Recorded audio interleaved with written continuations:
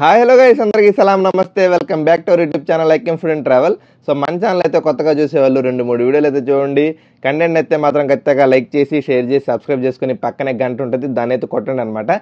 So ఈరోజు మన వీడియోలో కాన్సెప్ట్ ఏంటి అంటే, ఫ్రెండ్స్ అందరం గ్యాదర్ అయ్యి మళ్ళీ ఇంకోసారి డాబాకి వెళ్దాం అనుకున్నాము. కాకపోతే ఏ డాబా అనేది ఫిక్స్ అవ్వలేదన్నమాట. కాకపోతే లాస్ట్కి వెళ్ళిన డాబా మాత్రం మాకైతే బిల్ వాచిపోయింది.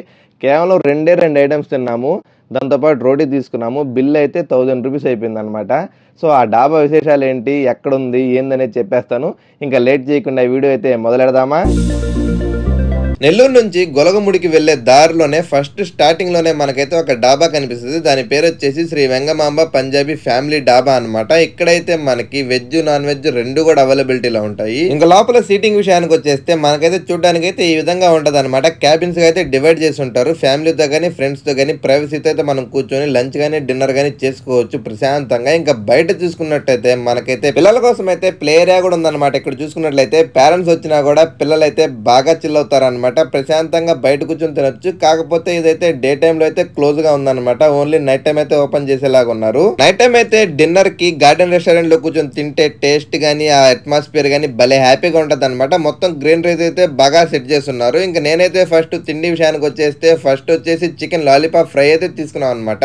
ఈ ఐటమ్ అయితే డ్రైగా కాకుండా కొద్దిగా సెమీ గ్రేవీ తో తీసుకొచ్చి ఇచ్చేయమని చెప్పాము. ఆయన తీసుకొచ్చి సర్వ్ చేశాడు అనమాట. దీనికి కాస్ట్ వచ్చేసరికి 340 రూపాయలు అయితే చార్జ్ చేశారు మన దగ్గర. పీసులు అయితే మనకి ఒక 8 పీసెస్ వరకు వచ్చాయన్నమాట చికెన్ లాలీపాప్లు. ఇంకా చికెన్ పీస్ తాలూకు టెక్స్చర్ చూసుకుంటే కొద్దిగా హార్డ్ గా అనిపించింది. ఇంకా దాని మీద అయితే మనకి గార్లిక్ తో కొత్తిమీర అయితే బాగా అయితే గార్నిష్ చేసుకుని తీసుకొచ్చి ఇచ్చేసారనమాట. ఇంకా టేస్ట్ విషయానికి వస్తే నేనైతే ఫస్ట్ బైట్ తీసుకోగానే టేస్ట్ అయితే బాగుంది అనమాట. మంచి సాసీ ఫ్లేవర్ తో ఆ చికెన్ తింటా ఉంటే మధ్యలో గార్లిక్ పీసెస్ తో టేస్ట్ అయితే బాగుంది అనమాట. ఇంకా దాని తర్వాత వచ్చేసి నేనైతే పుల్కాను అందులోకి వచ్చేసి కాశ్మీర్ చికెన్ కర్రీ అని చెప్పి తీసుకున్నాను. కాశ్మీర్ చికెన్ కర్రీ కాస్ట్ వచ్చేసరికి 330 రూపాయలు అయితే తీసుకున్నారు. పుల్కా అయితే ఒకటి వచ్చేసి 13 రూపాయలు. ప్లేట్ లోకి అయితే ఫస్ట్ రోటీ వేసుకుని దాంట్లో వేడిగా వచ్చిన కాశ్మీరీ చికెన్ కర్రీ అయితే వేసుకున్నాను అనమాట. పీసులు అలా వత్తుదామని చెప్పి చూసినా కూడా వేడిగా అయితే కాలిపోతుంది. నాకైతే చేతులతో పాటు కాలిపోయాయి. ఇంకా మెత్తగా నేనైతే ఫస్ట్ ఒక రోటీ ముక్కను అలా తుంచుకొని వేడిగా ఉన్న చికెన్ కర్రీలో అయితే ఈ రోటీని అయితే వేసి బొల్లాడిచ్చి అటు ఇటు తిప్పాను అనమాట. తిప్పేసి ఒక ముక్క అయితే చేతిలోకి అలా తీసుకున్నాను. ఇంకా ఫస్ట్ బైట్ తీసుకోగా నాకైతే టేస్ట్ పరంగా ఎలా అనిపించింది అంటే టేస్ట్ అయితే మాత్రం చాలా బాగుంది అనమాట. ఫ్లేవర్స్ అన్ని కూడా చాలా బ్యాలెన్స్డ్ గా టేస్ట్ అయితే బాగుంది. ఫస్ట్ తిన్నప్పుడు అయితే అనిపించలేదు, కానీ తినే కొద్ది నాకైతే ఏమనిపించింది అంటే కొద్ది స్పైసీ ఫ్లేవర్ గా అనిపించింది అనమాట. కొద్ది స్పైసీగా టేస్ట్ అయితే బాగుంది. మొత్తం మీద క్వాంటిటీ పరంగా చూసుకున్నా కూడా బాగానే ఇచ్చారు. కాకపోతే కాస్ట్ మనకైతే 330 రూపాయలు పడింది. ఇంకా మా ఫ్రెండ్స్ కూడా ఒక్కొక్కరు అయితే టేస్ట్ బాగుండేసరికి లేపాడు బారేశారు అనమాట.